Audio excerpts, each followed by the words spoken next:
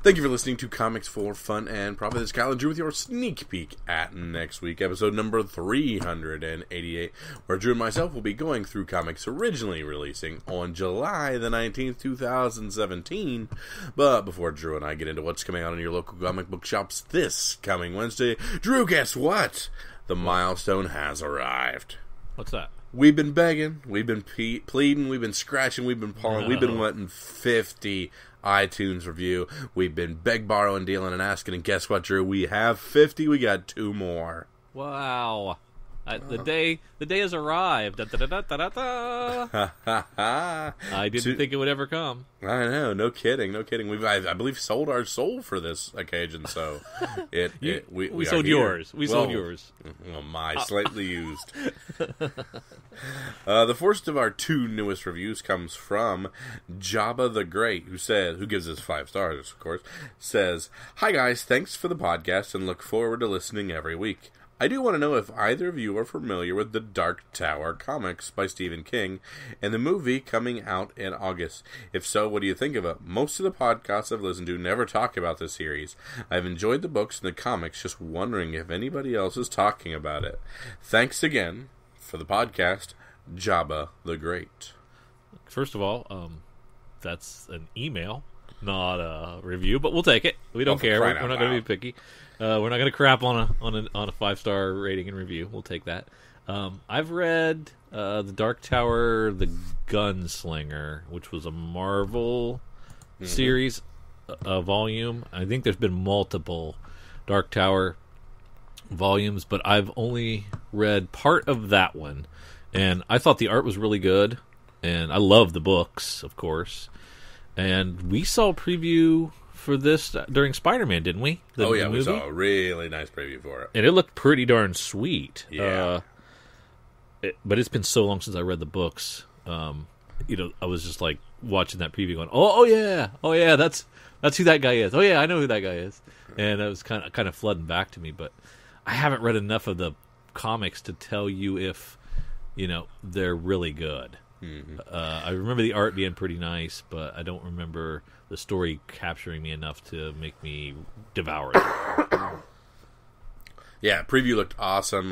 Just a super badass Idris Elba, of course, looking great, and a super evil Matthew McConaughey. So, as a wicked trailer, looked really, really cool. The first real big trailer I've seen. I don't think I saw it before. That pre-Spider-Man. That was pretty awesome. I have not read anything, unfortunately, on the Dark Tower. I've heard nothing but good. As far as the series is concerned, of course, the 2007 Marvel version of the Gunslinger Born #1 is the biggest, is the hottest one. That's the first one from 2007. You're seeing a little bit of movement of that online. A lot of people trying to sell graded ones for around. You see people offer things up for $150. You see things up there for about $80. So that's the biggest movement on that as far as secondary market and stuff. Not a ton. It doesn't look like a lot of people are necessarily clamoring for it. I think a lot of people are still considering the novelization kind of its first appearance, and not a ton from the comic market of it. But we are seeing some people throwing up those Gunslinger Born #1s, but not a ton of movement on those at the moment. But I will have to dig mine out. See what I got. Look for it. It's the Gunslinger Born 2007. There's a cover A. I think there's about 12 different versions of the cover A, if I'm correct. There's 1, 2, 3, 4, 5, 6. I have 7 different versions of cover A for Gunslinger Born, including some reprints and a couple little Jai Lee covers and a couple incentive covers. So there's some things out there for it, but unfortunately I have not read it to know it well enough to talk on it. All I can tell you is from the perspective of somebody who saw the preview in the theater, I said, I really want to see that. Yeah, ditto. I want to see that as well. And might have to revisit those comics for A for spec value, and B for see if I want to reread them. Mm-hmm. But there's a total of a bunch of different Dark Tower series, all from Marvel. I'll bet you there's not quite 24 different series, ranging from, like I said, those 2007 ones to up through 2016, The Lady of Shadows from the Dark Tower series. Most of them short runs, 5-6 issues, couple longer ones. The Gunslinger Born goes through 7 issues, so most of them mini-series. Yeah, so. Yeah, I think they're all mini-series, yeah. Mm-hmm. But yeah, excited for it, but yeah, if you hadn't said anything, I'd have completely missed the comic market on it, because doesn't look like anybody's going too crazy on it.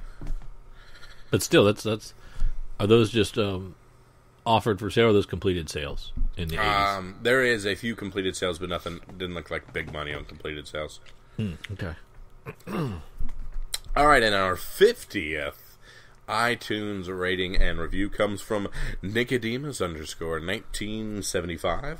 So that's a guy named Nick, who was probably born around 1975. If you had to guess. Found this podcast a couple months back after doing a Google search on comic specking. Have to say, this is one of the best out there. Sometimes you might not agree with their picks, or Drew's mostly. I added that part, he didn't really say that. But you can't deny the sound reasoning and great conversation that goes along with it. I like how they break down each publisher from comics coming out this coming week, and with me being iTunes review number 50, we should be getting a previews pick for comics coming out months in advance. Yay for me. Yay for you, Nicodemus, absolutely. I'm the bomb. Good stuff, guys. Keep it up. P.S. I'll bet Drew has some nice shaven man legs. What? I'll bet Drew has some nice shaven man legs. What does that mean, you think? I don't know yet. It's silky and smooth. I'm not going to say whether he's correct in that or not. But, I have normal hairy legs of a man, but of a man. what does that mean? I'm not a? Is he saying I'm not a man? I'm not really a man? Are you saying I shave my legs, or I'm a swimmer that I need to be aerodynamic? I'm dolphin smooth. What is he saying? I've more than likely made a comment on there that I can't remember pertaining to your femininity, but I can't remember it offhand. Because I know, because you grow a beard that is the manliest of all beards that looks like a mountain man, and I shave. Then you must be just a little girl with your shaven legs. It might have been something like that. Or number 50th review is a crazy person. Is that possible? Doesn't matter. 50. It doesn't matter. He's right. He's 50. We owe some prizes. Yeah. We owe a 50th. We have changed the landscape of comics for fun and profit from this point forth. Yeah, now we have to actually do research, deep dive into previews in enough time so that you guys can listen, glean the good stuff that I say, ignore what Kyle says, run to your local comic shop, and place your order, pre-order it to guarantee you have those back half gems or multiple copies of that hot Big 2 comic that's going to blow up. Mm-hmm. It's a lot more work for us. It is indeed, but we did. Who decided to do this? You threw it out there without even asking. Really? It must have been on a moment of weakness when you were on one of your sabbaticals. Yeah. And I was hopped up on cough medicine and just trying to keep the show going. And I might have just accidentally thrown that out there. Now one of these lesser-known drunken Drew casts. All right. Well, okay. I don't think we're going to get to the July for August previews, or no, what is it? The July for September previews. That is, because that, as you're listening to this on maybe Saturday, that cutoff would be Monday for your orders, Monday or Tuesday for your local comic shops. So that's a little too tight of a turnaround. So we will do the next week or the next month. So we'll do August for October. Is that right? And there henceforth. Unless it really sucks. Then we'll quit. I believe a promise is a promise, and from this point forward, I will be reading a previews and giving my thoughts and what I do when I go from. What if it's really hard and nobody likes it? Oh, they'll like it. They'll like it, sir. I'm very entertaining. I'm not sure if you knew that or not. Well, I did listen to the solo cast that you did. Oh yeah, yeah. There was the wide pass of just dead silence. Yeah, you'll have that. The voice is not as strong at times as it should be. But besides that, the flesh the soul is willing, but the flesh is weak, my friend. Well, this is super. We were excited. We got to 50. So look forward to that previews cast. That'll be a lot of fun. We want to keep it going. So now we have to march onwards to what's our next goal? 75, 100, something like that. But please go over to iTunes and find us and give us a rating and review. We'd appreciate it. We want to keep going. Continue to legitimize us. Of course, I think I did also say that if we reached 50, I would shut up about it. Quit whining. Yeah. So hopefully that doesn't sound like a whine. I don't think I was whining about it. So I will have to let go of the iTunes. You'll have to be the iTunes pimp. There you go. But real talk, I appreciate you guys. That's awesome that we were able to make it to 50 awesome. Reviews. That's great, and you guys have been great, and I love hearing feedback, and it's great that you guys, out of 50 reviews, I believe they're all 5 stars, so thank you guys so much for your support. Yeah, that's pretty amazing. Yeah, no doubt. No hate. No, real hate. Yeah. Funny hate. But that's right, exactly. Not mean hate. We got some feedback from our listeners as well. Dear Kyle and Drew, a long overdue mahalo for mentioning there we go. The Scotty Young I Hate Image book on Free Comic Book Day. You guys mentioned way back on episode 377. I picked up a copy from Dragon's Lair. Mahalo, of course, for those of you who don't know, is Hawaiian for go die in a fiery volcano, I believe. Isn't that what that means? I believe that's loosely translated, yes. Loosely translated. Also, a big mahalo to Michael Lamb for giving me a heads up on the upcoming Walking Dead 171, which introduces a new character, Princess. I asked my Dragon's Lair local comic shop to order 2 copies. There you and go. I'll probably pick up a couple more through DCBS. So an extra mahalo from Jason in Hawaii. So an extra to go die in a fire. An extra go die in a fiery volcano. So thank you, Jason. We appreciate that. And thanks for thanking our listener who provided us with that tip as well. We were excited as well to know that there was a new character, and I had forgotten until you had just mentioned it. So, and anything that happens in Walking Dead is big news to me. I like it. Yeah, Walking Dead. We love Walking Dead comics a lot. They're our gateway drug back into comics. So for both of us. So back in 2011. So we're super excited about it, and always support Walking Dead when we can. Mm-hmm. Let's see some more. We got something from Robert Seifert.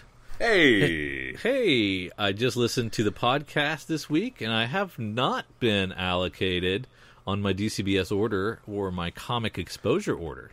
We were talking about the Image blind box, whether he was going to get them or not. I thought he just had 1 coming, but it looks like he has 2. Nice.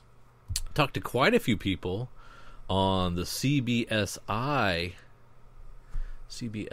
message boards. Comic Book Speculation and Invest. Okay. And there are many that have been allocated at DCBS already, which means my chances are getting pretty high. I guess that he's going to get it. So that's one of those no news is good news type of No news is good news.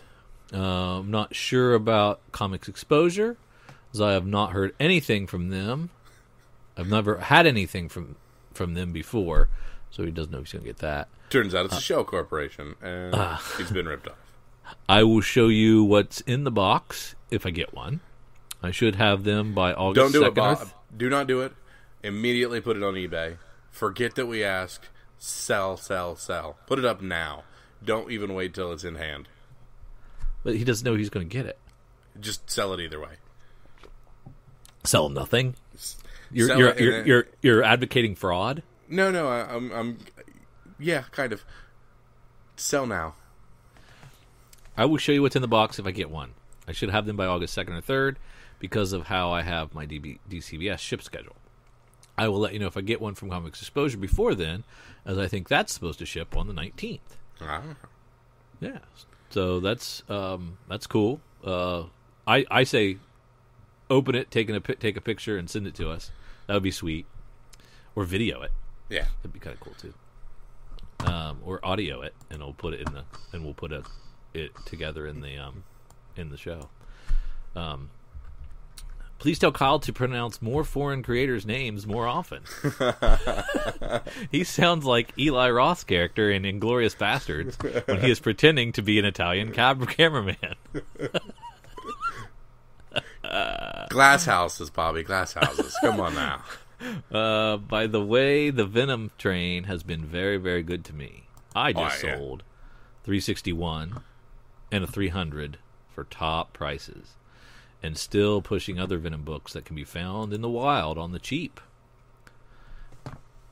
I can't believe there's too many of those left, Bob, but he's good at digging through the bargain bins, folks. I was going to say, he finds these things. He does find the deals, so congratulations. He was like an early adopter on Venom.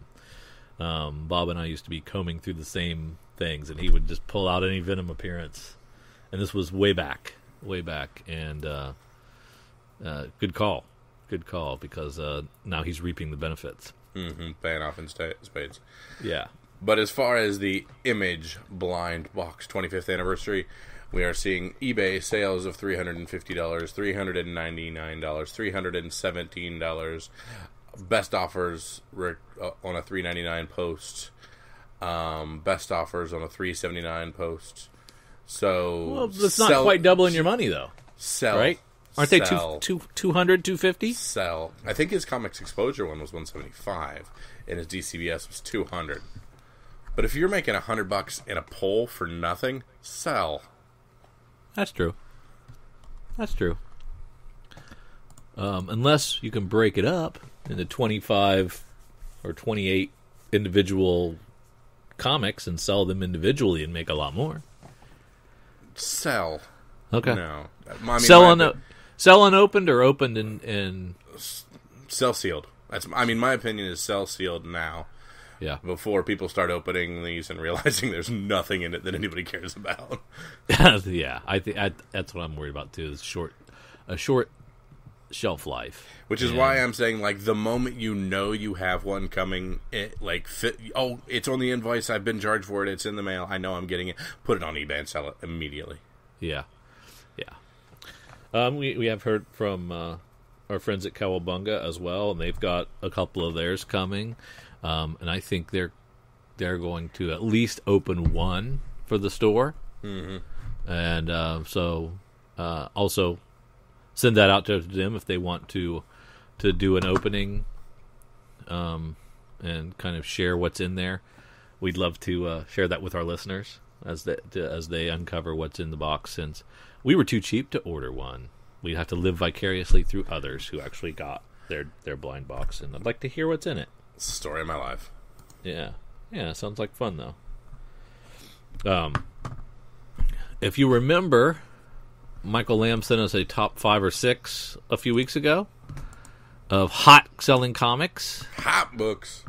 Well, he sent us a top 10 this time, and there's some interesting things on there. Do you remember what your picks were last time for the top 5? I remember, of course, we talked about Venom being the hot thing, Spider-Man 300 being the hot thing, Black Suit Spider-Man being the hot thing. Yep. All that crazy stuff. I think the outlier was New Mutants, yeah. Yeah. So you got the top 4 right there. So that's New Mutants 98. You got the Venom 361 was number 1. 300 was number 2. New Mutants 98. First appearance of Deadpool, of course, was number 3. Mm-hmm. Secret Wars 8 was 4. But 5 was a strange one. Ultimate Fallout number 4, which was the first appearance of Miles Morales. And I don't know why that's heating up. Is it because of the similarities of Homecoming to some Miles Morales tropes, or Miles Morales is going to get his own appearance at some point? Spoiler alert. I mean, in Homecoming, they confirm the existence of Miles Morales in the MCU. How? We talked to who I was telling you was Prowler. Yeah. And Prowler says, I'm going to help you because I've got a nephew running around in these parts. Prowler's his nephew's Miles? Is Miles Morales. So by saying that, you have confirmed that in the universe, the movie universe, we have confirmed that Miles Morales exists at the very least. So I missed that Easter egg completely. Mm-hmm. Nice. That's very cool. All right. Yeah. So then he's in the next one. We don't know where he comes in, what his part is, if he's anything, but we have confirmed that the Marvel Cinematic Universe that we currently have in Spider-Man Homecoming, he does exist. Very, very cool. Yeah. And the guy who played Power was really cool. Donald Glover, yeah, he's awesome. Yeah, really, really awesome. Number 6 is the New Mutants 87, which is the first Cable. Then number 7, Amazing Spider-Man 129, first Punisher. Okay. Uncanny X-Men 266, first Gambit. Gambit. Yeah, we got sidetracked on our Gambit fan film last time we talked about that. Yep. Amazing Spider-Man 252, first Black Spider-Man suit in a regular series. Infinity Gauntlet number 1 rounds out the top 10, and that's up 5 places. Man, I could have bought that so many times, and I've always balked on it. Not that it was worth it. I may be dumb. It's quite possible. That is quite possible. You heard it here first, folks. Yeah. Michael also tuned us in to, and so did you. You were also early adopter on this. The Supergirl 12 cover B. That looks by Stanley Lau. It's going to be coming out in August. The final order cutoff is noon on the 17th. That's Monday, so it's a quick turnaround. Mm-hmm. But if you take a look at that cover, it is pretty. It's Art Germ. Art Germ. Yeah. A hot variant. Yeah, and it's also going to be 13B is going to be the same thing. So we haven't seen that one, but man, if it's anything even close to that 12, that book is going to fly off the shelves. You are going to want it. Yeah, gotta have it. He also turned us on to the Walking Dead San Diego Comic-Con covers. And they look like G.I. Joe. Really cool look to them. And I'm not going to be in San Diego Comic-Con. And if some of you are, and you'd like to hook a brother up, we would love to have these. If anybody in San Diego loves me, just FYI. Yeah, there's a Shiva is one of the covers, and it's got a really cool G.I. Joe look to them, and they're neat. I don't know how many they're limited to, but there can't be that many of them. Yeah. And he also threw out a large promotion of all the Marvel Legacy variant covers that will be available as lenticular versions. We're getting deep. We're getting deep with it. I don't know. I have yet to form an opinion on that. The question is, he's asking is, any spec value in all these legacy lenticular versions Or just going to be flooding the market and no value there. And I think that's how I'm leaning. I'm definitely not going to be all in. There is, of course, at least one that I will be getting, and that is the Moon Knight. The Moon Knight, yeah, no doubt. The Moon Knight, I will be getting lenticular and regular, and am super excited about the legacy numbering, which I have found out. I know what the number is going to be. Mike, well, I got learned that from Michael as well. He said it's going to be 188, which gives it a 12-issue run to get to issue 200, and that's about what it usually does before it gets canceled. So I think that's going to be really sweet to get Moon Knight 188 through 200, and then then I can die when it get canceled. But that'll be fun. I think it'll be a lot of fun. I'm actually kind of excited about the legacy numbering. I don't understand the math on most of the things that they've added up. We might have to get, in a future episode, we might have to get all the numbers out and take a look at them, because there's some really fuzzy math on some of them. Some shenanigans. Those Walking Dead San Diego covers are friggin' awesome. Yeah, they are. It's creating all-out war, isn't it? So it's okay. It's 115 through 1... Yeah, okay, cool. That was pretty rad, though. What is it? What did you say it was? I was looking at them, and it says All-Out War, chapters 1 and 2, 3 and 4, 5 and 6, 7 and 8, 9 and 10, 11 Oh, they're not 12. new comics. They're not. They're going back to 115, 116, 117, 118, 119, 120, 121, 122, 123, whatnot. Okay, I didn't catch that. Still neat, but cool. Absolutely. I would rather have them than not have them. True story. Yeah, and there's a super cool redneck San Diego Comic-Con cover for issue 4. Looks pretty sweet. There's tons of exclusives, but I'm not going to be out there for them. But if you're in the market, take a look at those and pick and choose wisely what you wait in line for. Maybe it'll be like the metal button that we got at C2E2, or the redneck one that we got at C2E2. That was super hot, quick flip, triple your money, get in, get out, good stuff. Yeah. Quick $50. Those are always fun.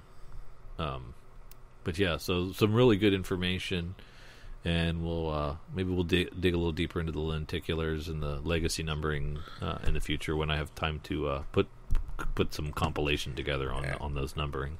Yeah, it looks like with that kind of thing, there's going to be a couple that I'm like, okay, I'm going to have that just for me.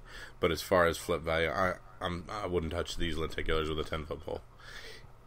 I'm out. Yeah. I think you're completely spot on there. So next up, we have our friends at Cowabunga with their responding with their Ask a Retailer segment on the eBay sales, and we had a question from Julie earlier where she talked about eBay and trust issues and what's up with eBay. We had our thoughts. We've had thoughts from listeners, and here's our retailer friends with their thoughts. Hey guys, it's Eric from Cowabunga Comics. Sorry it took us so long to get a response back to you about Julie's eBay question. A few technical difficulties and some scheduling problems on our side, but here it is. Here's our response to the question that she had sent about eBay, selling on eBay, some of the market trends she's seen and whatnot. So go ahead, take a listen in, and we'll let you guys give your feedback. Yeah, I can. But I want to just jump into the paragraph that of the question that she asked, which was, and I thought this is a good example to sum it up. She said, Secret Empire 0 from April, numbers show approximately 162,000 units ordered. And that those numbers are from Comics Pro. If that's accurate, there are roughly 3,000 local comic shops. I think it's more than that. That means on average, each store ordered 54 comics. Also, let's assume that 20% of the inventory is still on shelves, which is probably, I would say, probably under There's probably more than that sitting on shelves. So on average, each local comic shop sold 44,000 copies of Secret Empire Zero. She goes on to say, compare this to eBay. Between March 22nd and April 31st, only 30 copies of Secret Wars Zero, assuming she meant Secret Empire, I think that would make sense, were purchased on eBay. So she's saying that the totality of all comic sellers on eBay are fighting for fewer customers than an average local comic store. I don't know if that's necessarily the case. I think eBay attracts a completely different type of customer. If you're a local comic shop, you have people that generally like to come. We've talked about this quite a bit in the past, but I think you have people that want to come in and get the comic store experience. And even if you have people that are maybe not the most social when they come in, they might just be the type that come in and listen to the conversations that are in there. They want to come in and look around and get the comic shop experience. I think if you're buying comics on eBay, it's a little bit different. I think that tends to be a lot of the people that I know that buy comics on eBay are not the people that are buying weekly books. They're buying a book that they missed. They're buying a book that maybe they're putting a run together and they're missing an issue, so they're after that. They can't find it anywhere else. Or it's usually after, like if you're buying an event book on eBay, let's say that you're buying Secret Empire on eBay. That's a great example. It's going to take, now that they've extended it another issue, you're going to have to go until issue 0 through 11, or 0 through 10, and now this new Omega or whatever finale issue they've announced for it is. Most people, if they're following an event, they don't want to wait that long. They don't want to wait 12 issues in to know what happened and try to avoid spoilers. I don't really worry about it as a store, and I don't think that there are less. I think if you're an eBay seller, I don't think that there are less people that you're trying to sell to. I think it's just a different kind of person. I think if you're selling new product on eBay, you're going to do best with something like variant covers or things that are going to cater more towards a collector than a weekly reader. I guess if you look in general I would bet that if you look at a book that's 2 years old, you're going to find far more copies sold on eBay than you will if you combine the sales of that book out of all the comic stores that you could aggregate data from. Because eBay is geared towards people that are hunting collectibles or filling in issues and runs. You know what I mean? Is this making sense to you? Yep, absolutely. Yeah, so I just don't think that there are, I wouldn't say that the way that the question is phrased, that there are less people that are being catered to on eBay than there are in a traditional comic shop. I think it's just a different kind of buyer. Right. And one thing we've talked about in the past is that when we're pricing things like back issues or high dollar variants, we tend to use eBay as much as it's reasonable for the pricing because eBay is a global marketplace, and it hits a wider customer base. So I think you hit the nail on the head. A lot of the modern stuff, what you're going to see are things like variants, or if there's a book that for whatever reason caught retailers by surprise and was maybe a lower print run because the FOC numbers were down. I think a good example of that would be issues 2, 3, and 4 of the Vision. Mm-hmm. Right? Those for a while commanded an extra $1 or $2. It's not blowing anything out of the water, but those were a bit higher because there was a lower print run, because the Vision hadn't yet built up its big fever pitch. And then obviously the latest thing we've had with Batman 24. That one had a good sized print run on it, but it sold through, and people wanted more. So there's several things that can make prices go up, but by and large, now, Batman 24 though, I don't think that's kind of an outlier, and it's a good example to bring up. It's a book that sold out, that jumped in price the week that it came out, but it's definitely an outlier, and it falls more into the category of people trying to hunt down a collectible. I think that the fact that the second and third printings of Batman 24 are not performing anywhere like the first printing was shows that interest in Batman. I think that best terminology for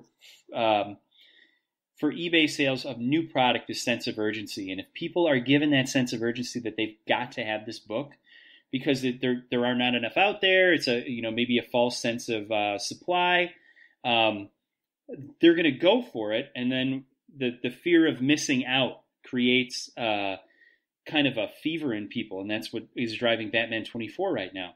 But again, as we see the following prints go for cover or even below cover, I don't think that I think Batman 24 is a good example and a bad example. Yeah, right. Well, I think another thing to look at, are things like that. When we're talking about modern books outside of the items like those outlier issues, so the Batman 24 or the variant covers, the other thing that may make sense depending on what the items are or is to put together a run, right? If it's a special event that has some sort of major outcome, or maybe it has good press release on it, maybe there's, I don't know, nothing too current from the Marvel side that I can think of, but, some past things like Deadpool kills the Marvel Universe from a few years back. Items like that, or even that Vision set. Things where you can package the entire set. It's a finite series, it's done. Those types of things, especially if they're well received, tend to do well. Even though they may be more of a modern book. And I think that's because there's multiple factors going for it. Obviously, Deadpool characterization and things like that. But when you're talking about piecing out one issue here or there with modern books, it just gets really difficult. Well, the other thing, and this is one of the few areas where I think we actually had this come up in the store earlier today, where I believe that Amazon is going to, as a distributor, stay behind comic book stores because it's hard to justify paying $3.99 an issue for a book that came out today. Generally, the comic sales on Amazon are through third-party sellers. They're not distributed by Amazon. You're not getting your prime shipping on an issue of Batman that came out this week. So those are through third-party sellers, and usually they don't sell very well because you're essentially paying twice the cover price or more if it's a $2.99 book to get that book. So there's sense of urgency, but it only goes so far. And I think for new books, people are certainly not willing to, I guess, pay twice the cover price to get a book. eBay factors into that a lot too. One of the big things with eBay that you see are, if shipping's going to be, let's say that you can get it stripped down to the cheapest first class shipping for a book, it's still going to be like $3. So if it's a book that came out that week, even if you sell it, if it's a $4 book and you sell it at cost, and let's say that you get 50% on it, and your cost is $2, so now you're selling it bare minimum for $5, and that's you not making any money on the shipping or on the actual item that you're selling, it's still costing someone $2 more than the cover price to get that book, and they're still not going to get it the Wednesday that it comes out. Right. I just think that the comic market is kind of insulated against that type of online distribution. We talked about this at length in a past episode with, I guess, services like DCBS where you wait till the end of the month to get your books. I think that's, again, the biggest issue is no sense of urgency, or a sense of urgency with books where with online sellers, it's a lot easier to sell older books than it is newer books. Right. Not to beat a dead horse. Right. Yeah, so I think that kind of covers the main crux of the question. The reason that we're seeing prices lower or less amount of sales in many cases is because that book isn't anything too special, or there's a glut of them on a shelf. And on top of that, there is another alternative marketplace that meets the demand day of, right? The store. So except for those outliers, quick sells, tiered variants, Image or other publishers outside of those we're not expecting, at least you and I, from an eBay perspective, we're not really expecting to make a big splash of sales with current books on eBay. Now, another thing with regard to eBay sales that I don't know if a lot, I don't hear people talk about this a lot, but talking about how many sellers there are on eBay, this is kind of a sales problem that comes up when you have a lot of distributors. It becomes a race to the bottom, where you have stores that might put something on. if they have 20 subscribers and they order 30 copies of the book, and they only sell 2 on Wednesday or that first week, that's a pretty good gauge that they're probably going to, they might sell 1 or 2 more copies, but they're probably going to be sitting on 8 copies of that book that are going to go on their shelf. So what are they going to want to do? They're going to want to have total sell-through of the product. So they're going to put that, they've already made their money. They hit their profit margin with their subscribers alone. So they're going to take those books and they're going to put them on eBay. At this point, if they sell them at cost or even below cost, it doesn't really matter because you've already hit your profit margin, and it's better to only make $1 off of the book than to have it depreciate on your shelf and never sell. Now, if you extrapolate that over, as she pointed out in the question, 3,000 comic stores, or, obviously there's not going to be that many putting a single issue on, but let's say that you have 200 stores that are trying to get rid of their leftover stock and they're selling it for $2, and then the next guy that puts it on eBay puts it on for $1.90, and finally a guy is selling it for $1. It's a race to the bottom to kind of devaluate those books so that you're going to outsell the other guy. So you kind of create a much different price on eBay than the same store would sell that book for in their store. They don't want to devalue the book in the store. To them in the store, it's still a $3.99 book. If somebody were to come in and pick it up off the shelf, they're going to sell it for $3.99. Plus, if they're selling that book for $1.50 in the store the week after it came out and a subscriber hasn't picked it up and they come in and you're selling it on the shelf for $1.50, but it's in their bin for $3.99, they're going to say, what gives? So you kind of create 2 marketplaces. You have your eBay marketplace where you have a race to the bottom to move this extra product, and you have your store marketplace, and never the twain shall meet if you run a good store. So I think that that's a big part of that race to the bottom pricing on eBay, and that's why you don't see that reflected in a store. That's just another little thing that keeps eBay prices low, but I think that I don't know if that would if you're going to ever look at a price on eBay for a book that came out 2 weeks ago and go into a store and have that same store sell it to you in the store for that amount. And I think stores are going to keep that going because they can't devalue their product. Right. Now, I guess without getting too far behind the curtain, let's talk a little bit about the stuff we do on eBay, where in some cases we have customers that come to us and say, I would like X variant of a book. Say it's 1 in 200, and we'd normally get 50 of that book. Now it's 150 extra copies, and we're not going to plan to sell through those in the shop because the buyers aren't there. Otherwise, we would have bought 200 copies of the book. So now that we have 150 extras of this title, doesn't happen very often for us, but it does once in a while, and that's when we can kind of leverage eBay to help us a little bit, like what you said before. Let's just get that stock out. It's better to take a little loss off cover price than it is to sell it at full. So what we'll end up doing is putting it in a lot on eBay. And again, it's not even a loss. All it is a loss off of what your projected revenue of 100% sell-through would be, but you're not going to get that anyways. Right. The cover price, right. I mean, it's not a loss in the sense that you're losing money on the deal because your subscriber has already paid for the overage on that tier, but you're not making the full dollar amount. Correct. But yeah, that's yeah, it's something we've done from time to time, and that's something where you can. And this is actually a great way to do it. Where if you're gonna have an instance like that, let's say that we have 150 extra copies, like you're saying. If you know that and you pre-sell them a month early, now eBay will pull pre-sale listings that have more than 30 days to ship. So if you're saying we'll ship this in 2 months, if their algorithm or whatever person they have going through listing sees that, they're going to flag and they're going to pull that listing. But you can still pre-sell books up to 1 month in advance.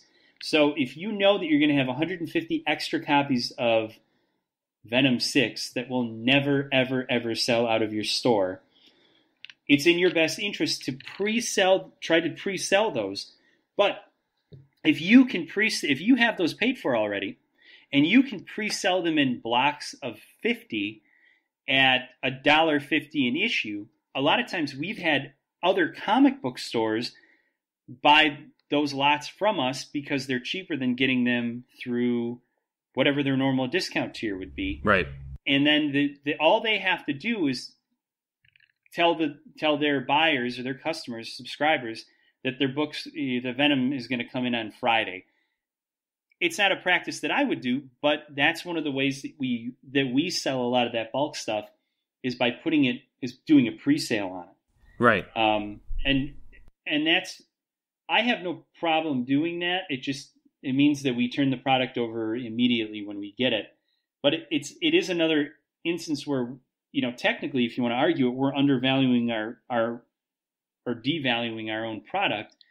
But at the same time, I don't think we have any customer that would want to come in and buy 50 copies of Venom at $1.50. So that's sort of the catch, is that we'll be happy to sell you 50 copies, or we'll sell it to you for $1.50, but you have to buy a lot of 50 of them. Right, like you said, the $1.50 is not being offered in the store. That's eBay only, in its own entity on the side, and our shop on the other. Now, the other thing with eBay, though, is we don't to the contrary of a lot of places that has to turn stuff over immediately, we do not put our best stuff on eBay. Our best stuff is all in the store. eBay to us is kind of like, it's the Indian approach where you use every part of the buffalo. And you have that stuff that kind of, I don't want to say junk, but you have that stuff that sits, if you do a proper rotation in your store, it sits for 6 months, sits for a year, and you know that it's never going to sell off of your shelves. You've taken it to shows, you try selling it on eBay. If it's a run of Squadron Supreme from a year and a half ago, you're probably not going to have anyone coming in paying $3.99 for it. So in that instance, bundle it as a set of 12 issues or whatever it is and try to get $10 for it. Because otherwise it's going to go in a $1 bin, and if it doesn't sell out of there, it's going to go in a 2 for $1 bin, and then it's going to go to a 4 for $1 bin. But it's another case of a race to the bottom on eBay. eBay is kind of a dichotomy, because you have the race to the bottom stuff, but then you also have the super hot stuff that's going to hit the top high price on eBay because of that sense of urgency. So I don't tend to see a lot of middle ground on comics selling it on eBay. Everything's sort of like, if you're selling a trade on eBay, you're trying to undercut Amazon, which means if it's 15 on Amazon with free Prime shipping, now you're trying to sell it for $11 with $3.99 shipping to undercut them by a penny, So you don't really get like a middle ground where you can just go on there and get a lot of fair prices. It's either like race to the bottom stuff, or you're paying whatever the hot new price for Batman 24 is. Right, and I think there's something to be said about that. Like you just talked about, that proper stock rotation. We keep our best stuff in the store, and that's part of what we've talked about on previous episodes. You and I talk about it all the time. Our goal has always been to be the destination, and you're not going to be a destination if your best stuff is sitting in the back room with the lights out. True. Very true. So, with that, do you have anything else you want to add to the answer to the original question? Yeah, a little bit. I just want to go over. I want to make sure if Julie from VIP Comics is listening that we do hit all of her points. Now, when she says that we went over the kind of analyzing the demand and how many people are buying a certain item versus how many diamond accounts there are and whatnot.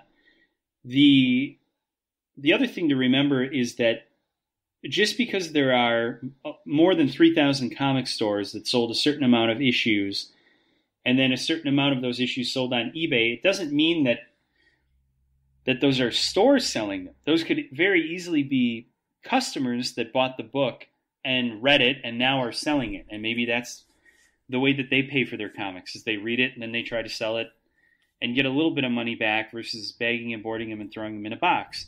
Everybody does something a little bit different. There are people that are just comic readers and not collectors. They do exist, and they do not always just buy trades. So maybe that's one reason why you get a lot of those books that show up a day, 2 days, a week after the books go on sale, because somebody read them and now they want to sell them. I think that to address her kind of last point where she says this is why prices are too low and things don't sell most of the time, which is because the totality of comic sellers on eBay are fighting for fewer customers than a local comic shop. I don't necessarily think that's the case. I think it's that the sellers on eBay are in a race to put the lowest price up for that type of product. Also, you got to remember that there aren't people that you might be selling a book for the cheapest price on eBay, but it doesn't mean somebody's looking for that book. If I'm selling issue 50 of Transmetropolitan and I'm selling it for $244 with $2.99 shipping, I might not have anyone that goes on eBay to look for Transmetropolitan 54 for 3 months.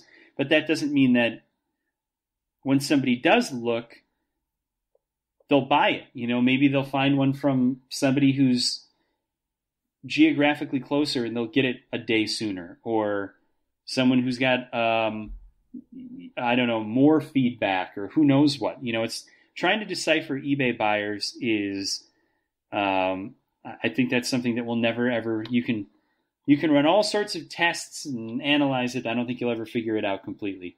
The only other thing that I would say with eBay is selling, like we said before, selling things as a set is almost always going to be better than selling an individual issue, because people, even if you say that I will combine shipping on something, people still see that 99-cent issue plus $3.99 shipping, and they don't even care if you're going to combine shipping because they don't want to deal with it.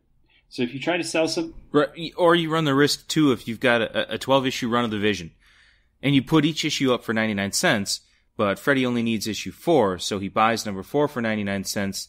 The next person coming along and wants to buy the run can get 1, 2, 3, and then 5 through 12. And they're not going to buy any of it because they can't get that one issue. They're just going to find the whole thing somewhere else. For sure. No, absolutely. Absolutely. And that's why selling, if you sell something as a set, you might be making less than if you would sell them individually, but you're making someone buy all of them if it sells. And so at the end of the day, I would say total sell-through, whether you're just a hobbyist trying to make a little extra money versus a store, total sell-through is always. All right, so that is the beginning part of the response. We deviated from here and started talking about more eBay tips and tricks, things that we do with listings, things that we've seen as surprises or frustrations. So if you found this interesting and you want to hear more about how we utilize eBay, by all means, jump over to the Cowcast and check out episode 27, and you will hear this and much, much more. Also, Drew and Kyle, I think there was a question about some Facebook groups and selling on Facebook, and some concerns about that versus just using eBay. So for both myself personally and for the store, we have used Facebook groups as ways to sell items. And the best thing that I can say is for us, it's always gone well. We've never had an issue. And anytime we do it, we always do it using PayPal as the transaction medium. Most groups require people to use PayPal because it does add both buyer and seller protection. And that's basically the way that eBay gets their protection is via PayPal because they own PayPal. So if you're interested in doing it, there are plenty of comic book selling groups out there. There's Comics Make the World Go Round, which is run by a guy named Louie, and that is probably one of the most reputable groups that I've ever come across. It's spun out of a different group, and it's usually got a mix of great things and some bulk stuff, and it just kind of fluctuates based on what's going on. But definitely the most reputable people that I know are on that one. Other groups that I've used are Comics for Sale, and then there's one more group that I am a part of that I don't really do much on, but I watch, and it's called Bork's Comic Books. There's a ton of them out there. You can go find probably 100 of them if you looked. And I don't think by and large that any of them are out there to scam anyone.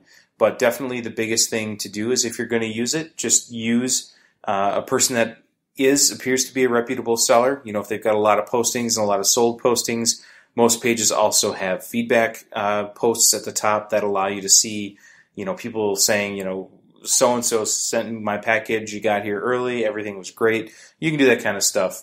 So if you see something you want on Facebook, I wouldn't necessarily shy away from it if you're comfortable using PayPal. Honestly, to me, Facebook groups are almost more secure than using Craigslist because, again, Facebook backed by PayPal is usually the best way to go. So I've had experience with it. The store, we've sold some sets on Facebook and never had an issue. So yeah, if anyone is interested in doing it, it's not the worst. I definitely know why eBay is preferred. It's a much more comfortable reselling platform because it has a history behind it, a pedigree, and requirements as the seller and buyer. So, but yeah, don't be afraid if you want to at least check it out.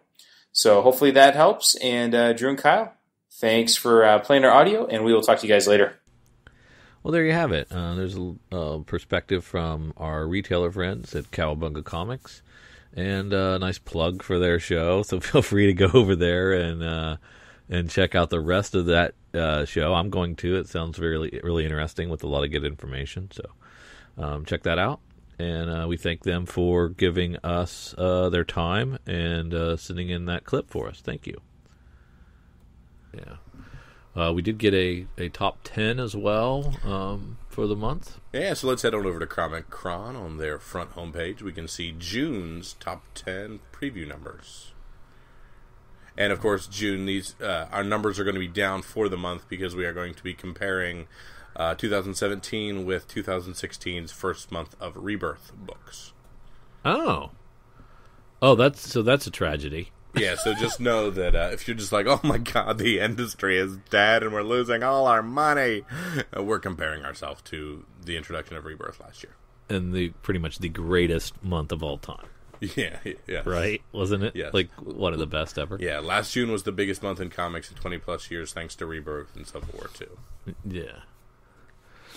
Let's see, we've got Marvel taking the top spot again in dollars and units, no matter how much we whine around about their shenanigans and pricing conventions and flooding the market. It doesn't matter. Our ethics and trueness to the grounding of the comics industry mean nothing to these Marvel people in their 1 in 25 variants. Yeah, it's the variant chase, and I don't blame them. There's some really sweet looking variants, but it's propping up an industry and that is not as healthy as it looks. No doubt. In some places. But Marvel took a 38.5% dollar share, a 42.8% unit share.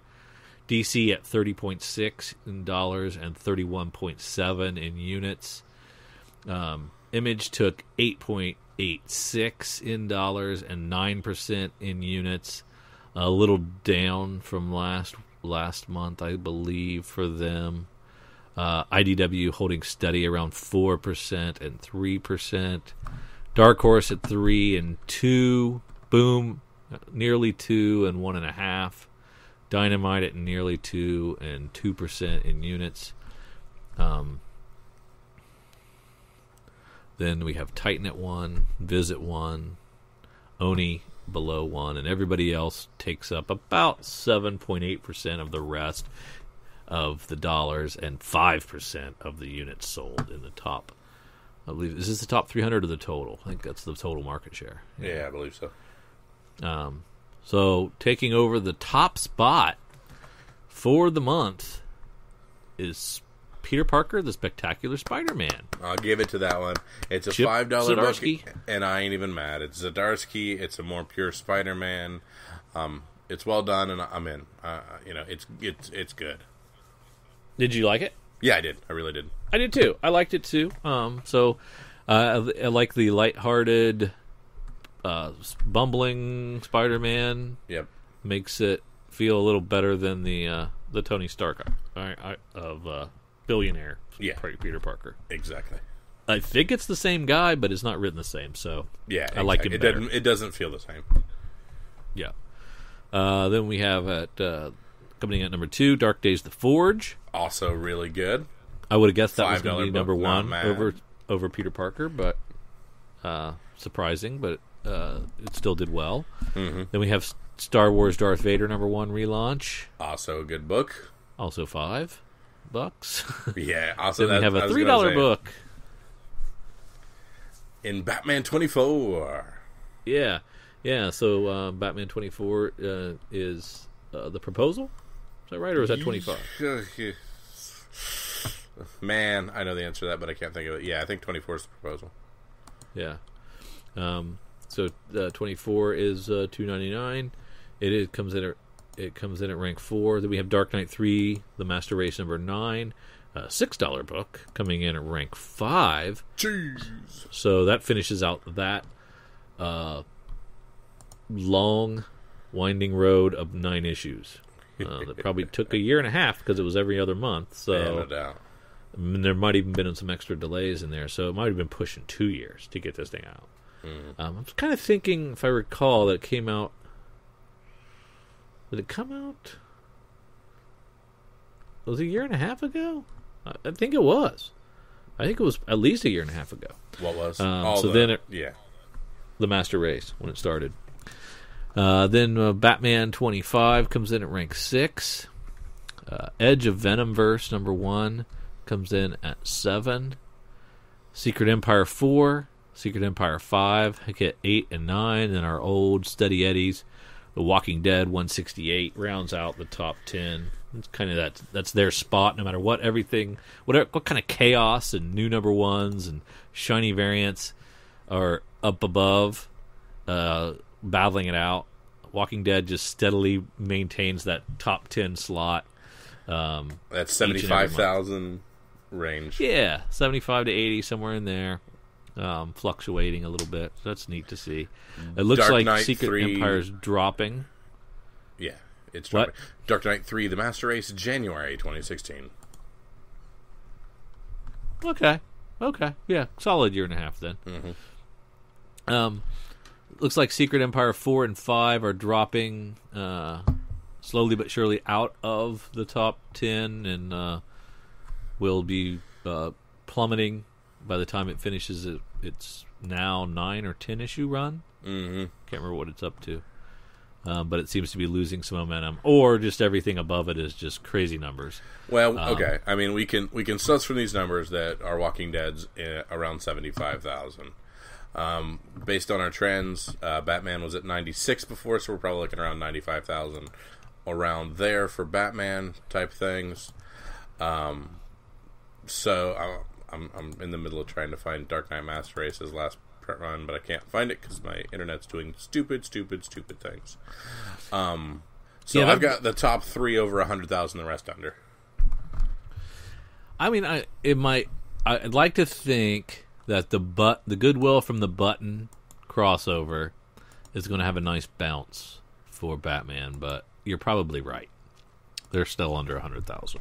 Mm-hmm. So I think I'm just going to go with the top 2 over 100,000 and not give Star Wars Darth Vader 100,000. So I'm just going to go with the top 2. I would concur with that as well, and that would not bother me in the least. Now, what's the number for Peter Parker? 175? I'm really kicking around what I think that is. I have no friggin' clue. I think 175. I think it's under 175. Over 150? Okay, Dark Knight The Master Race 8 was 107,000. Yeah. That was a March book. So so then that logic would say that Batman 24 is over 100,000. Yeah, but I'm going to say it's really fallen off, and I'm going to stick with my top 3 over. But I'm going to say that Batman 24 and 25 have gained ground. But it is possible that Batman 24 and 25 are over 100,000. Yeah. Based on that number of 107,000 for Dark Knight, not 8. That means 9 could have fallen off 2,000 or 3,000 and still stayed over 100K. Yeah. And I don't believe it. I don't believe Batman 25 is a $3.99 book. I think it's a $2.99 book. You think that's a mistake? I think so. It is weird that it would fluctuate like that. Yeah. Sorry, I've got like 65 tabs open. I apologize. I'm not doing too organized here. Yeah, that's that. So we've got 1, 2, 3, 4, 5 Marvel, 4 DC and an Image. We've got 2 $2.99 books, maybe 3 if you count Batman 25, which we assume is also one. Mm-hmm. Then we have 1, 2, 3 $3.99 books, 3 $4.99 books, and a $5.99 book in the top 10. All right, I'm stupid and wrong. Batman 24 is the proposal. Batman 25 is a $4 book because it is the beginning of Jokes and Riddles, and it is oversized. Yeah, that's right. Yep, we talked about this, and it took me a week to forget it. Our brains are mush. Yeah, no doubt. Yeah, okay. So and then those are all good signs to saying it is quite possible that the top 6 is over 100,000. Yeah. And then it wouldn't take much arm twisting to get me to say Edge of Venomverse #1. No. Also over 100,000. See, I pre-ordered every single Edge of Venomverse all the way through. I think it's 6. So I'm hoping that is a small print run, and there's something big in there, and there's not a ton of them. So I'm going with that being under 100,000 because I don't want it to be overprinted. Well, that's logical based on your whims and wishes. Yes. Sometimes wish and will is all it counts. Nice. Anything else about the top 10 in the comics you need to touch about? Yeah, well, of course, $5 books in the top 3. Normally, we kick and scream and say, "How dare they?" But these are 3 good books that I ain't even mad. I ain't mad. Yeah, I ain't even mad at this one, which is odd. Yeah, so. Good deal. Let's see, trades. Wiccan and Divine, Volume 5. Imperial Phase takes the top slot. DC's Superhero Girls comes in at number 2. Motor Crush Volume 1. Good on you, Motor Crush. That's weird. That's surprising. Yeah. Descender Volume 4 goes at rank 4. Spidey Deadpool Volume 2 takes Side the 5th pieces. slot. That's hilarious. Rank 6 goes to Teen Titans Volume 1. Damian Knows Best. Rank 7 goes to Harley Quinn Volume 2. The Joker Loves Harley. Star Wars Dr. Aphra Volume 1 takes rank 8. 80 After Death hardcover, which is 3 issues, and it's selling for $25. Dang. Oh man, it is a hardcover, I guess. That's rank 9, and then Kyle's Beloved Nightwing Volume 2, Back to Bloodhaven, rounds out the top 10. So a nice even split between Marvel, DC, and Image. Well, not really. Yeah. Image kind of dominated that. Yeah, no doubt. Good stuff. All right, Drew, anything else from the top 10 or anything else from Comic-Con numbers in general? Well, one more thing. Oops, I clicked the X already. You're on your own. That's all right. Marvel shipped 101 comics. DC shipped 84. Image 55. IDW 51. That's too many comics. Yeah, it's a bunch of books in a month. So nobody got time for that. Can't read that many. Yeah. And, I'm not a Marvel hater. Stop it.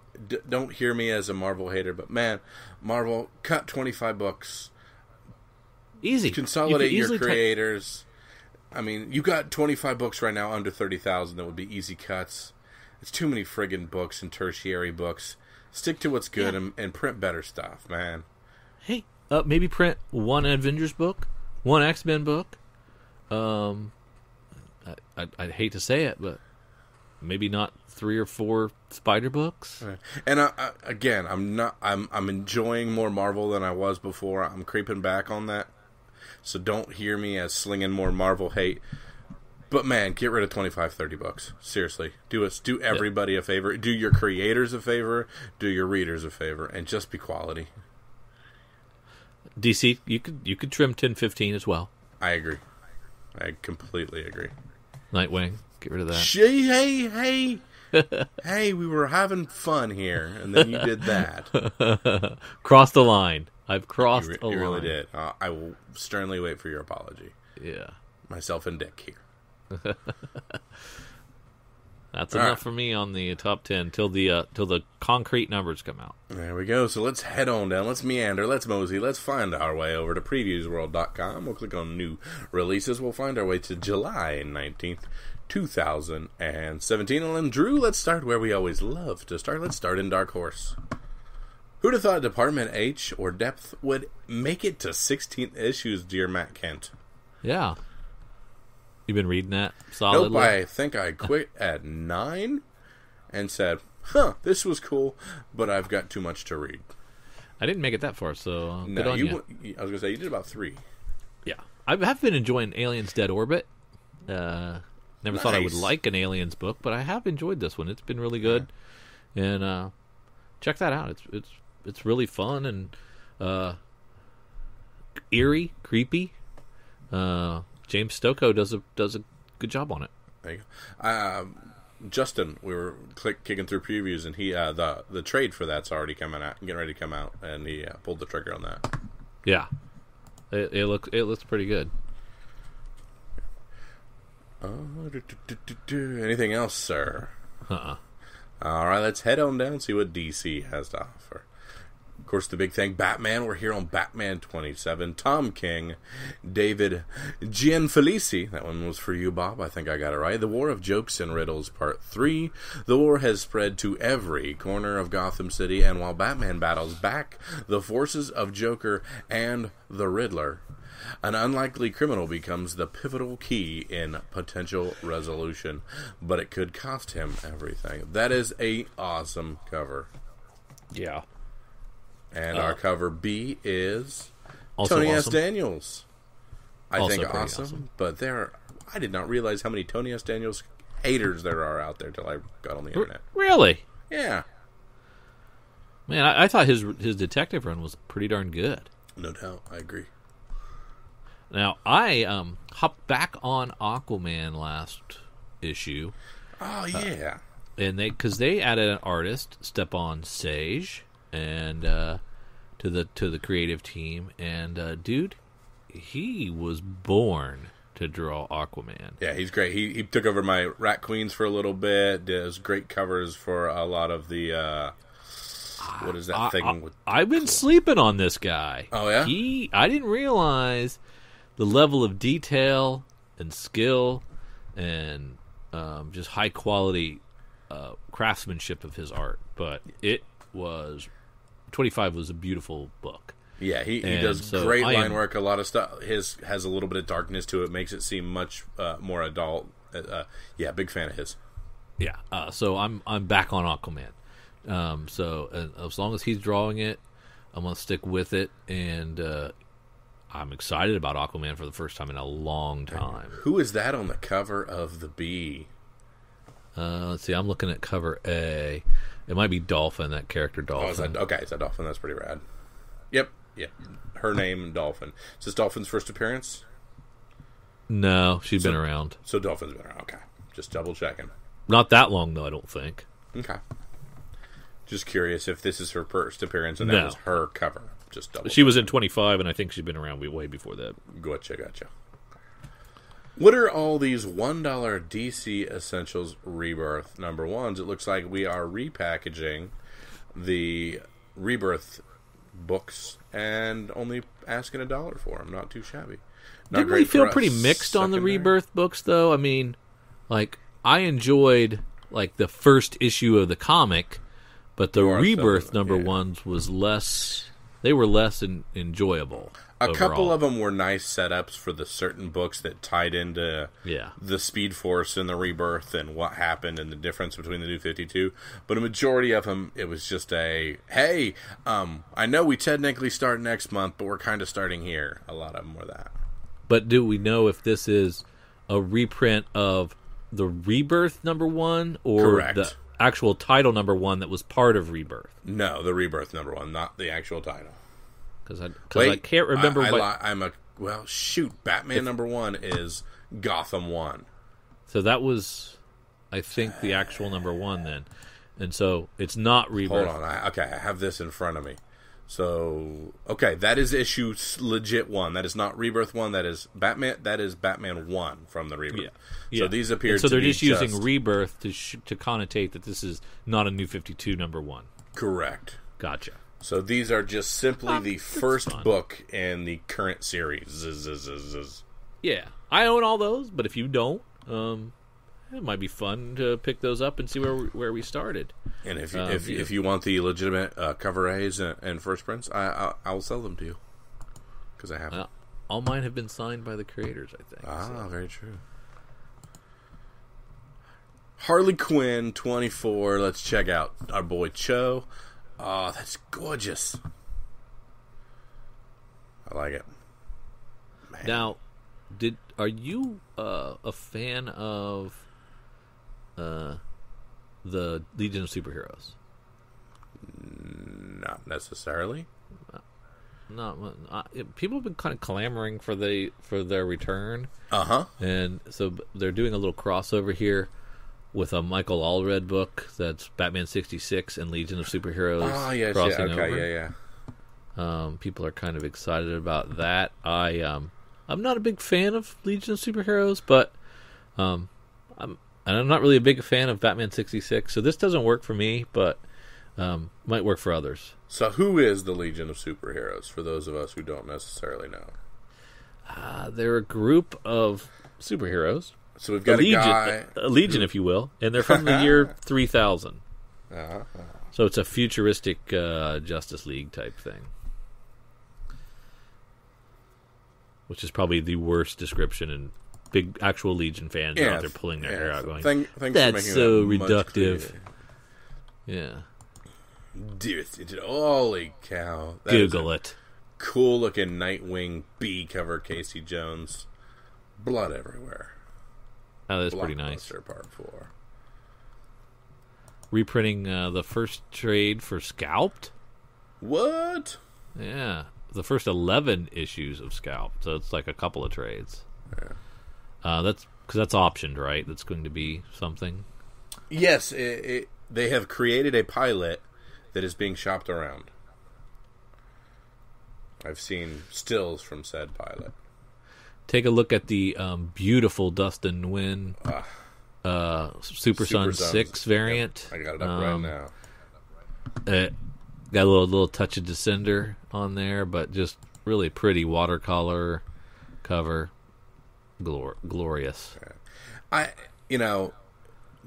DC is putting out these independently orderable cover Bs, and a lot of them are selling through based on artist and being the things to you. We just talked and touched for just a small amount of time on the Art Germ stuff for the Supergirl Bs. Yeah. Do not be afraid to chase these and get them right away, because a lot of them are drying up and they are not reprinting cover Bs. And the Superman 27 cover B by Jorge Jimenez.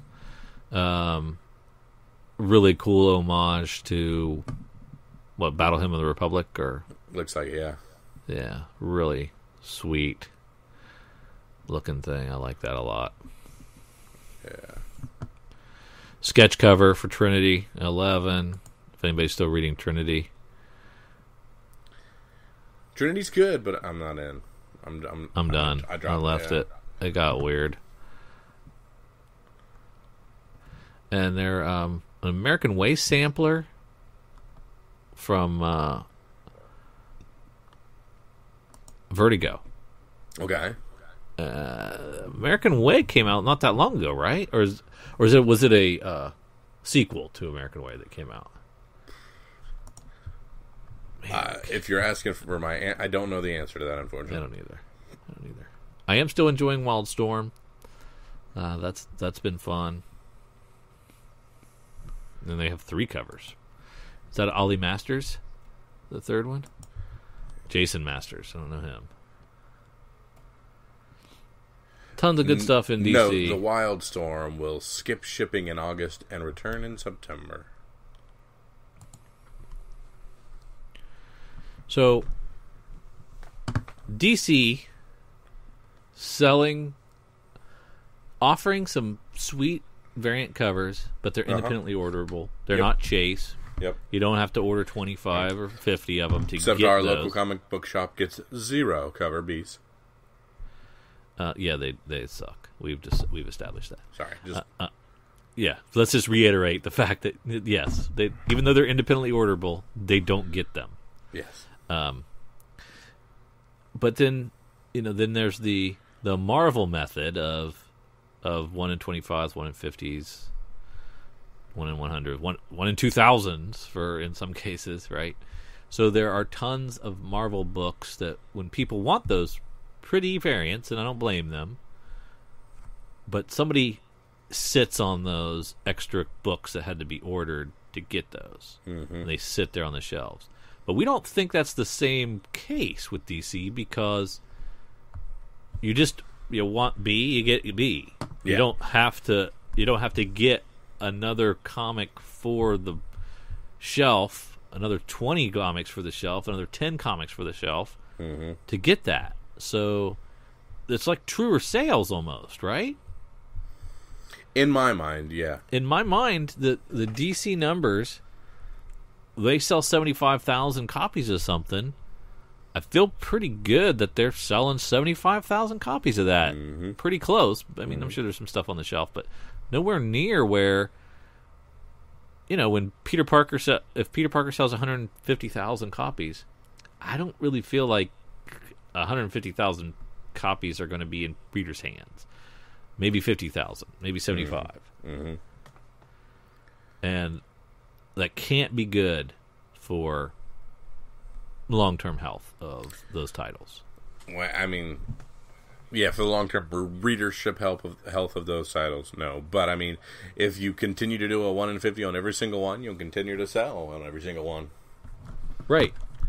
But if there really isn't any interest there in those titles, eventually there won't be enough interest to even sustain those titles because you can't just sell. I mean, if the subject matter has no interest, then nobody will chase the variant. Mm-hmm. So no matter how pretty a variant for Deathstroke is, the subject matter is not as exciting to people as a Harley Quinn. Mm-hmm. So, I don't know. Your logic makes sense, but, the market has dictated it's that still working. It works. Yeah. It's still working, so I can't poo-poo it too much because it still continues to work. Mm-hmm. I get it. All right. Down to your old buddies at IDW? Yeah, let's head on down to IDW and see if we can pull anything else from quite a few books releasing this week. I am wholeheartedly endorsing Time and Vine #1 by Tom Zoller, with art by Tom Zoller. It is his new book, his follow-up to Long Distance, and before that he did Love and Capes. Great storytelling, really thick books, a lot of meat on the bone. Does a lot with his stories. Very inventive, very imaginative, beautiful to look at. They're all going to eventually be made into movies because they're cinematic in the way they are composed. And he's a cool dude. so you should support these. But they're $5. I understand, but they're extra pages, good stuff, and a single creator doing it, and it comes out every other month. So you're not going to get these every month. Gotcha. Bye. Pick it up. Alright, we got TMNT Universe, we got The Amazing Adventures of Robo-Animals, Clue number 2. We had some people enjoying Clue number 1, seemed to do fairly well. I wasn't one of them. Not a fan. Not a fan. I did not like it. Swing I like and the Miss game. From Drew. There you go. Yeah. Mask. Anything else from our good friends at IDW? No. All right, let's head on down to Image Comics, where we have Bitch Planet Triple Feature number 2. And this is where Kelly Sue DeConnick. Yeah, she takes a break. But really doesn't take a break. So still kind of keeps her name attached, but isn't really producing these herself and letting other people do it. So it's kind of interesting way to continue a book and not actually be working that hard on it, I think. I'm interested in how that works out in the industry and how that's received.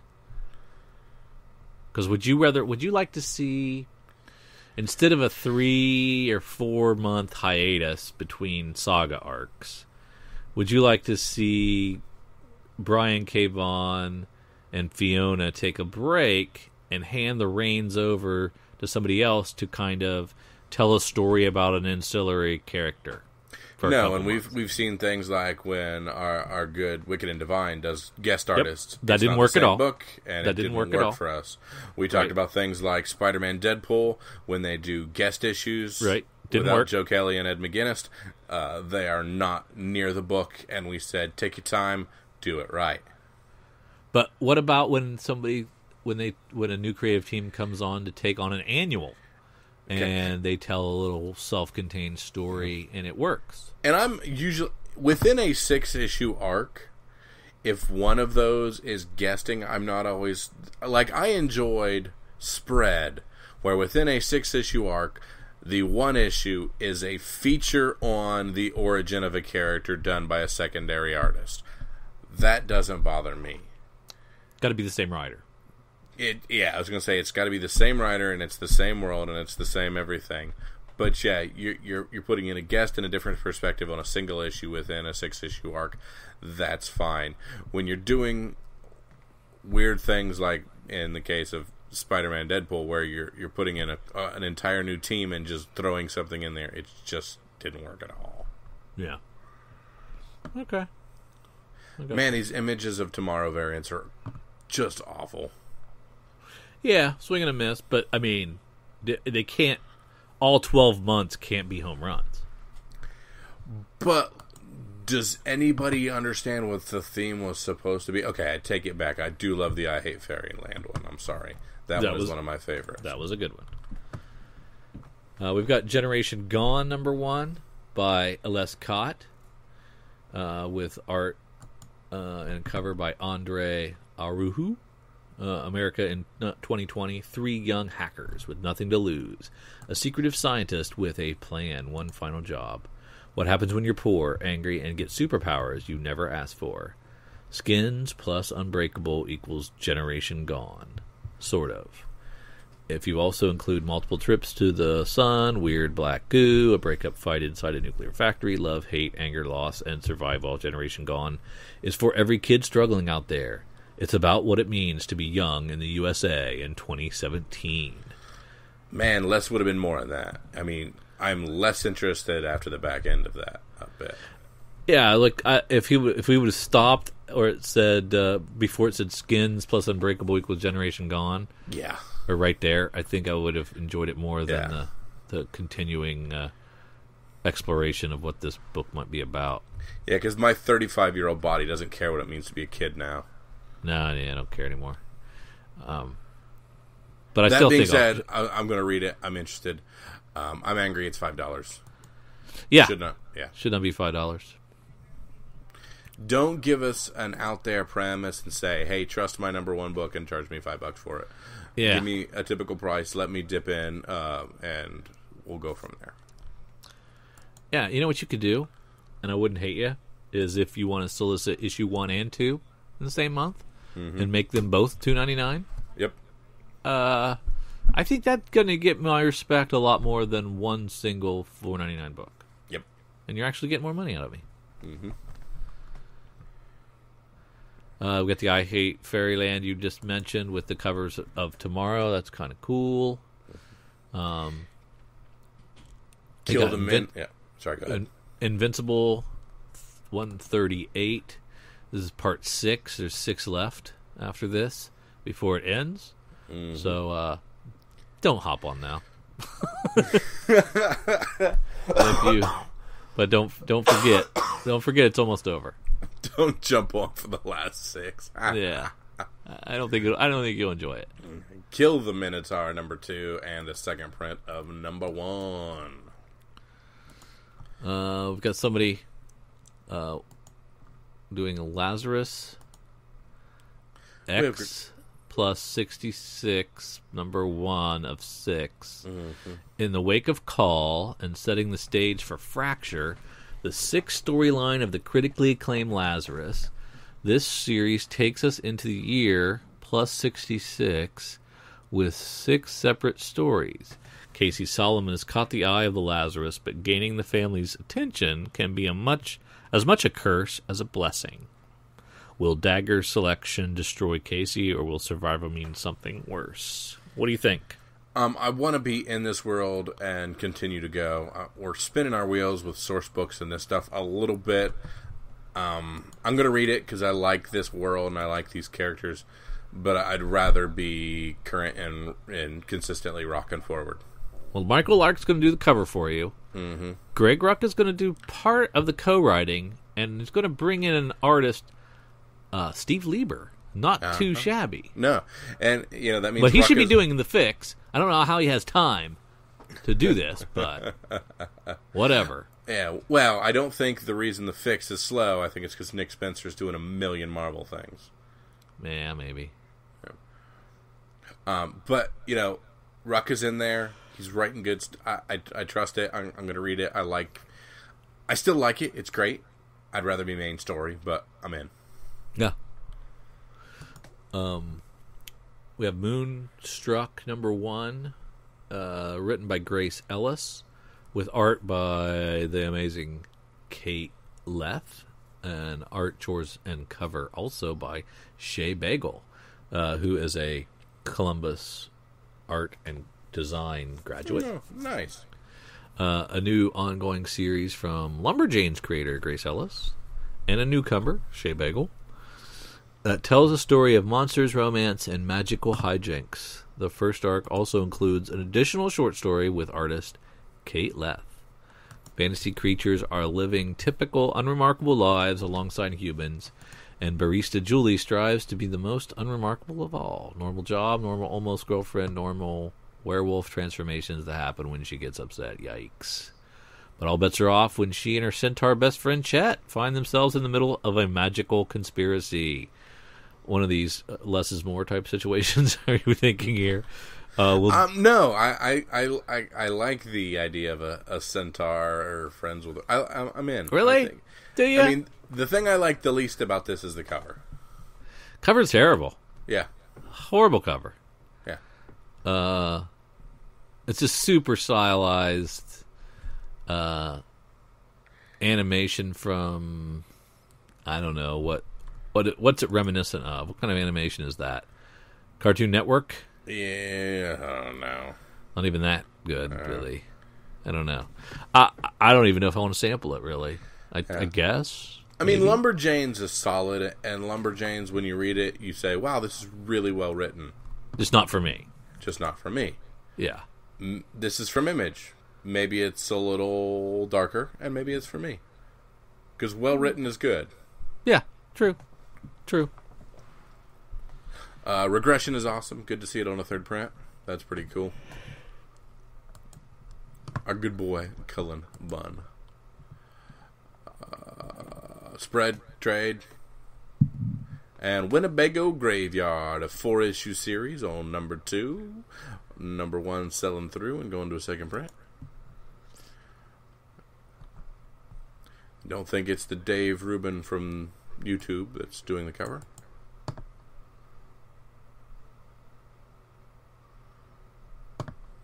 Anything else from Image? Yeah, quite a bit of stuff out here. We didn't even really talk about Descender 22 or anything. But very cool.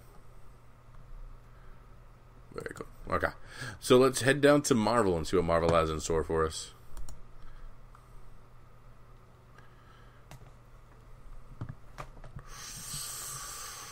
Jen Bartlett on the cover of America #5.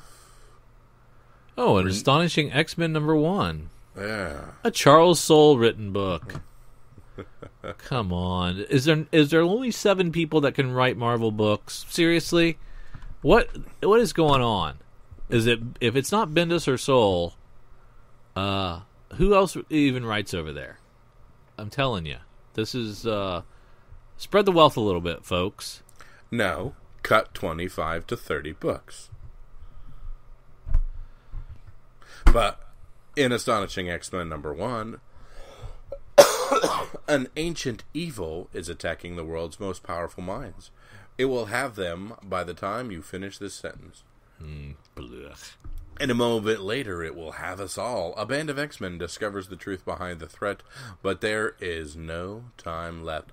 Psylocke, Old Man Logan, Bishop, Archangel, Phantom X, Rogue, and Gambit will attempt to save a world that hates and fears them. Why? Because they are the X-Men. From blockbuster writer Charles Soule, and joined by a roster of superstar artists, beginning with Jim Chang, Astonishing X-Men. Casey Kasem's countdown right now? It just gets crappier as I read it, is why I did that. It's $5, and it's I'm not reading this out of spite. And I'm not reading it out of spite, and I'm also going to stop reading Daredevil because I'm mad. So wait, they just got you back. I'm staying with Darth Vader for a couple more issues, but he's got a short leash. Now that Letter 44 is over, my hatred for Charles Soule can now blossom into a fiery Mahalo.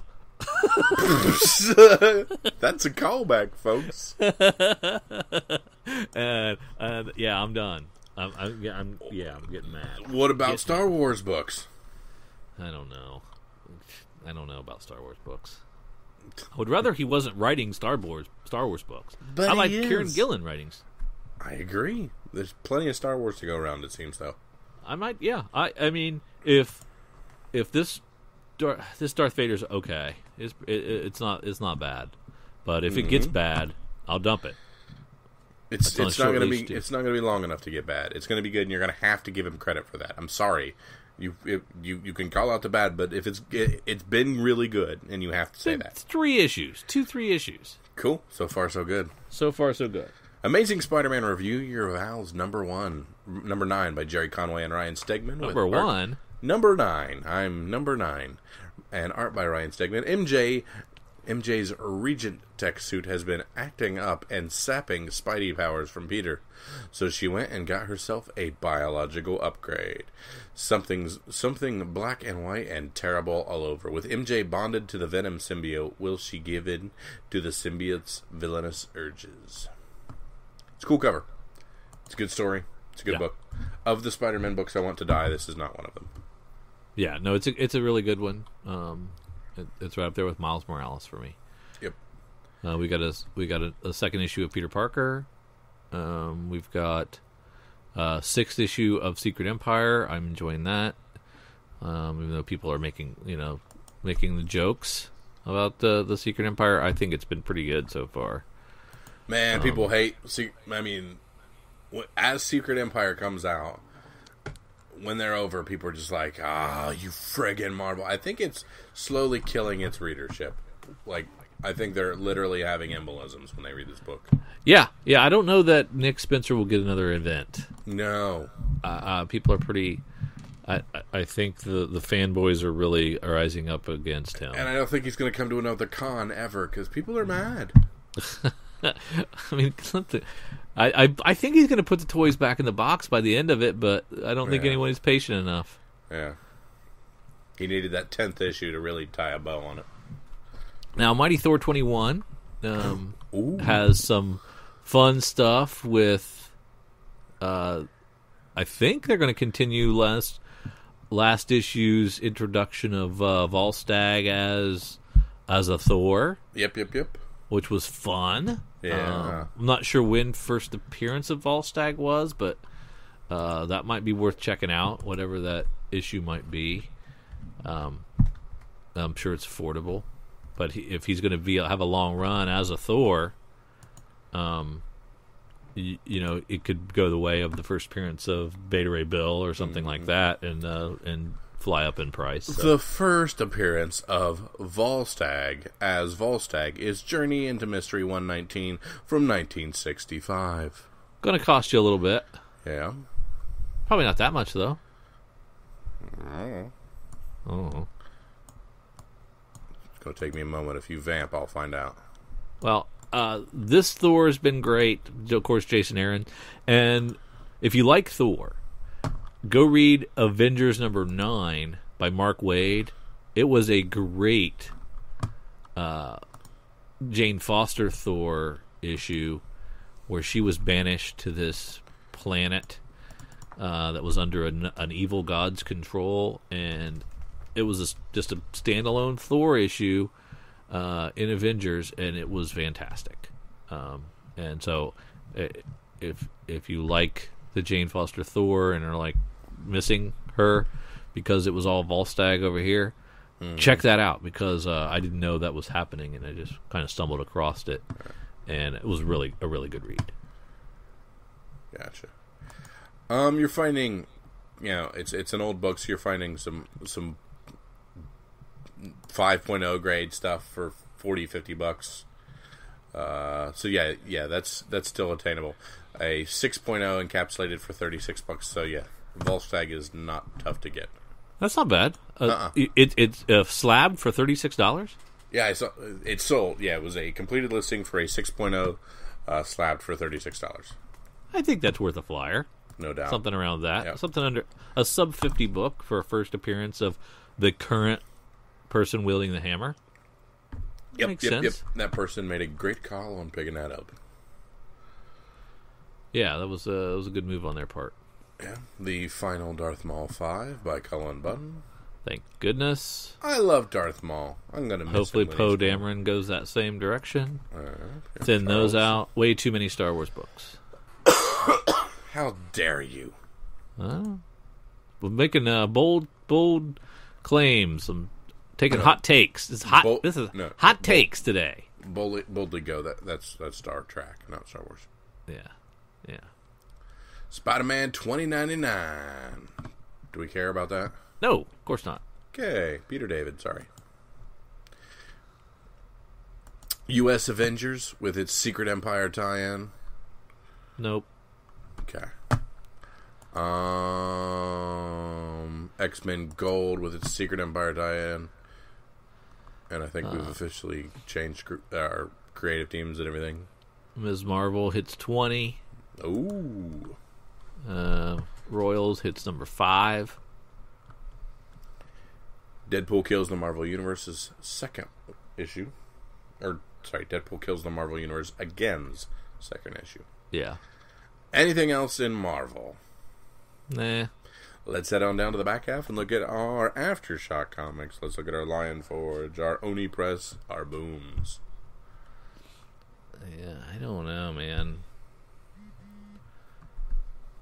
Why is Betty Page getting a comic with 25 covers? I don't know, but I almost pulled the trigger on like the slightly naughty one on that one, just because it felt like it, I don't know. It just felt like something that there's a lot of Betty Page people out there.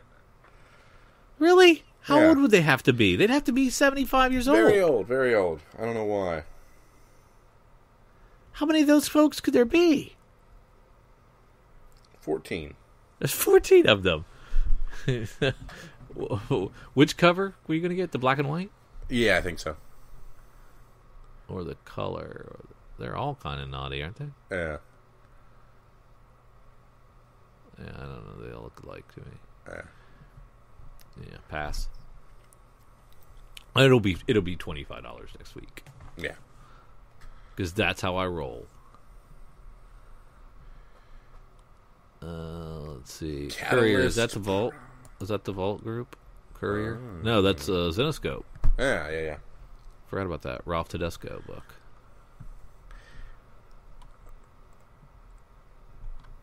Catalyst Prime. Didn't we talk about that being something already? I don't know. Okay, I'm going to talk about Catalyst Prime Suburb number 1 from Lion Forge. Teenager Kayla Tate is forced to move back to her hometown of Youngstown, Ohio. An event, quote unquote, an event designated level 5 impact zone. Not easy to say. Compared to her new life, returning to Youngstown is a step backwards. She had a strained relationship with her childhood friend Jonah Watkins. School is a nightmare, and everybody is talking about the mysterious superhero and internet sensation Cosmosis and his nighttime battles against the supposedly. Interesting. Okay, no interest. None whatsoever. Sorry I read that. I thought it was something. Turns out it's just nothing. Miraculous Adventures Ladybug Cat Noir #1 from Action Lab. Miraculous is the previous volume of this, and it is an animated series, and so they were making the comic based on stills of the animated series, and then re-dialoguing it and stuff, and it was really, top-notch CGI animation. So it was really pretty. This is not. This is this. I'm not saying it's not going to be really pretty. It is not based on the animation. It is not pulled from the animation. So it is just a regularly rendered comic, but telling different stories than what were in the animation. So I've yet to see the actual animation itself. I did read some of the Miraculous comics, and I thought they had an interesting voice, but also very anime-like. So odd powers, weird dialogue, way of speaking, Robotech-y. If you recall the old Robotech days, but there was I could see why people would dig it. Not my thing exactly, but might be out there for somebody. And there's 4 covers. There you go. There's a lot of scuttlebutt on Jimmy's Bastards #1 from Aftershock. Jimmy's Bastards #2 coming out this week. Pick it up. Normandy Gold. The first issue from Titan Comics was really good. So I'm excited about this second issue from Titan Comics. And, of course, this is the Hard Case Crime imprint that I've loved everything they've put out. So this continues to have that same crime noir feel of like 70s caper movies. Really good. Pestilence #3 from Aftershock by Frank Thierry. Continues to do really cool covers and interesting. I read the first one, didn't read the second one, so I got to catch up. Yeah, what was that? What was by Frank Thierry? Pestilence. Pestilence. I never got to read that yet. Is that a good one? Yeah, the first one was, like I said, I did not read issue 2, but issue 1 was good. Okay. I'm not seeing anything else. Yeah.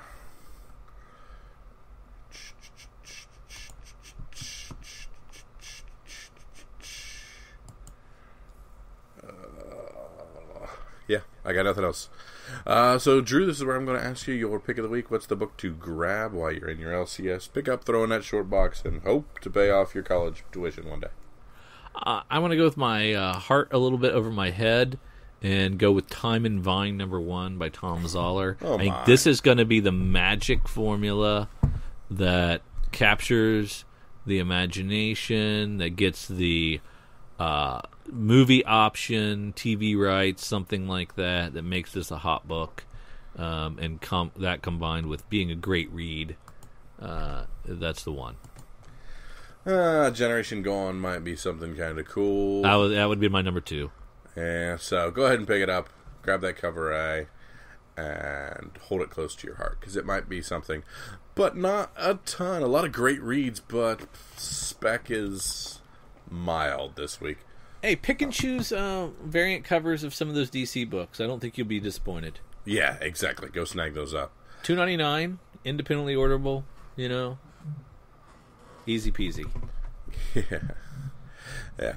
But yeah, there's some good stuff. Grab a couple other things while you're out there, but those are the big spec ones that we're talking about. But we want to thank you for listening to Comics for Fun and Profit. Thank you for tagging into our sneak peek at next week. And thank you again for helping us reach 50 iTunes reviews. Hey. We'll always take more, but we thank you for those 50. Hey, if you die, do we still have to do the previews thing? I think yes. You just roll my corpse on top of a microphone and do the best you can. And just say, Kyle wants you to order Nightwing. That is true. That would be easy. Yeah. Can't beat it. So, of course, Comics Fun Profit on Twitter. We have Comics for Fun and Profit on Facebook. We have a Gmail account. Feel free to drop us a line. Be part of the conversation. What are we missing this week? What are we too high on and dumb about?